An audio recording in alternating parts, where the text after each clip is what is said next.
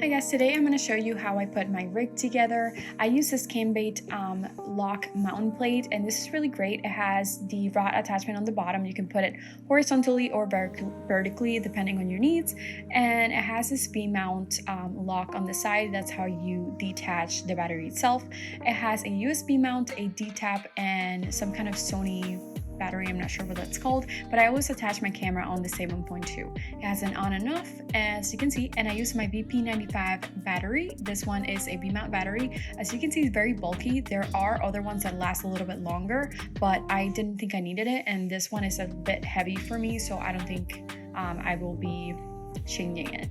It has a USB as well, and also a D-tap attachment. You can see it's pretty slick. I think this looks great. You can use that little button that you see on the left to take it out when you need to. I also have this little swivel from Small Rig. A lot of products that you're going to see today are from Small Rig. I use this to tilt my monitor back and forth if I need to, and I attach this to a mounting grip that you're going to see in a second. So this is what I use for my mounting grip. It's a little bit smaller on the smaller side, but it has a little attachment on the top, which is really nice. I use this with a NATO attachment, and I put this on my cage, and I feel like it works really nicely. As you can see, my hand is really small, and it feels like too small. I use this Z-Tab battery that I plug into my Sony, and here is my small HD monitor. I also have this rechargeable batteries that I use it for, and I'm actually getting one that I can plug right into the battery itself. This monitor has a HDMI port, and unfortunately I couldn't find my connection onto the camera, so I won't be showing that in this video. I'm not sure where I put it, but I can't locate it at the moment, so I apologize for that. I also have this Cambait hand grips. I chose to have two of them just because in the beginning I only had one and it was definitely a little tricky. And I have two sets of rods. I think one is 9-inch and the other one is 5-inch, if I believe, but I tend to gravitate towards the smaller side. This is my Small Rig cage. I use this for my Sony a7 II, and it works great. I will definitely have to upgrade once I get a new camera, but here's my Sony a7 II that I use for most of my video projects. The next product is the Small Rig rod support. I use this to put my rods together. Obviously, I hold them in place, and then I have this base mounting plate where I put my camera. So this mounting plate that you see right here, I attach it to the bottom of my cage and attach my camera right into the cage. I use the lightweight matte box from Small Rig as well, and I really like it. It's a little bit on the bigger side, but it's really nice, and it brings different sizes of lenses in adapter rings. So I use the 67 one because it doesn't really attach to my current lens, but I find that it really works and I don't have an issue with it. Here you can put different filters if you have them, and I use the Zoom Recorder H1N. So now I'm going to start assembling it. I'm going to take my, I think, 5-inch rods. Correct me if I'm wrong, but everything's going to be linked down below in the description box if you need to see any of these products. But here I am attaching it to the mounting plate. It's really easy, and I like to put my battery vertically just because I feel like it's a little bit more balanced with the weight. But you can also do it horizontally if you have trouble looking at the back of the screen. Like sometimes I do like to see that just because I don't have a touchscreen camera right now at the moment. I do find that I really like this cage. I've seen other ones that have a lot more space around the camera, and I feel like this one does a really good job at hugging the camera, but also you have to be careful that if you have a Sony, that little attachment for your camera strap gets in the way, so you don't want to get it stuck, because I did the other day and it was really hard to take it out. I'm attaching the NATO thing right here, and I'm gonna put the handle grip so you can see how it looks. Honestly, this would be a great grip if it was just a little bit longer. That is my only complaint with it, but this is so easy to attach and take off. That's what I love about all these products, that you can customize them however you need to, and even for different projects I get to change them to my needs. So here I have this little attachment that I forgot to show in the beginning, but basically it holds your cables in place. And this is the cable that I'm missing today. I don't have it, but it's basically what connects the monitor to the camera so I can see my footage. And it's also very easy. It's kind of out of the way, and I really like it because you don't want to break your cable in a shoot and have nothing to see it through. That would be a huge issue.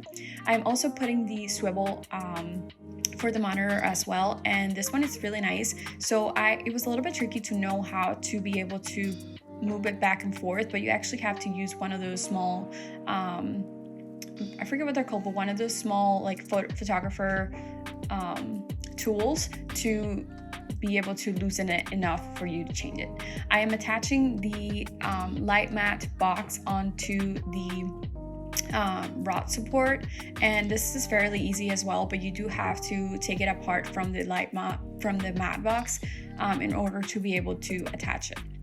I do find that this mat box has been really great. I do find that when I'm outside, even though I don't have filters, it does a really great job at covering lens flare. If that's what I'm going for, I will take it apart, and I can also take kind of like the lid off if I want to as well. So here I'm applying the 67 adapter ring. You kind of unlock this little knot right here, and then you lock it back up.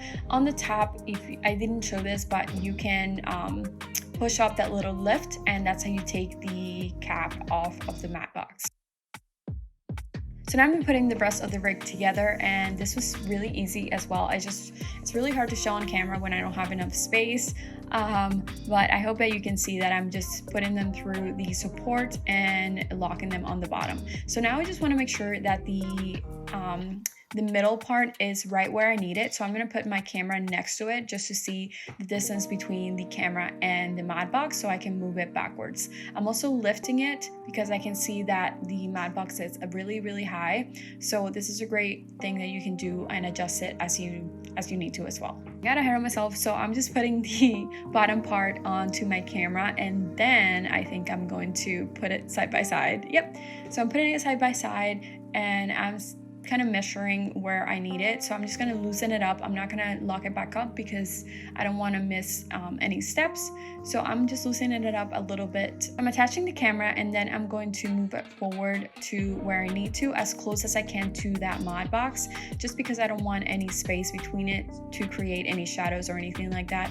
And now I'm going to make sure that everything is tightened and that nothing is moving or out of place. I'm also attaching the hand grips that I have. I already put the left side, I'm putting the right side right now. And this is a great thing because I usually use one or the other. I usually have a hand on the top grip, and then I am usually grabbing the other one just to give me a little bit more balance. I'm putting my monitor as well and the Zoom H1. This is something that I interchange between the Zoom H1 and a small light, but I do want to get some kind of outside, just a little bit longer of an attachment for a bigger light. And I'm putting my battery as well, and I think this is actually the last step. This is just a really easy rig, super nice. Oh, my battery, can't forget the battery. So I'm putting that right in there, and I'm going to plug it into the battery right here on 7.2. You definitely don't want to fry your camera, so make sure you don't put it on 12. Please do not put it on 12. And here's the final result. I really hope that you guys like how this looks. I definitely love looking at it, even if when I'm not using it, I like to see it all together, just because there's so many things that you can do. I think in the future what I would get is probably a shoulder pad and some kind of arms that I can just use it on my shoulder. But I'm not sure. For right now, this is definitely working for me for the projects that I do have. So if it changes in any way, I will let you guys know. And if you have any suggestions or products that you think I would like, or a bigger grip, then let me know. But thank you so much for watching. I really appreciate it. And as always, don't forget to subscribe below, and I will see you on my next video. Bye!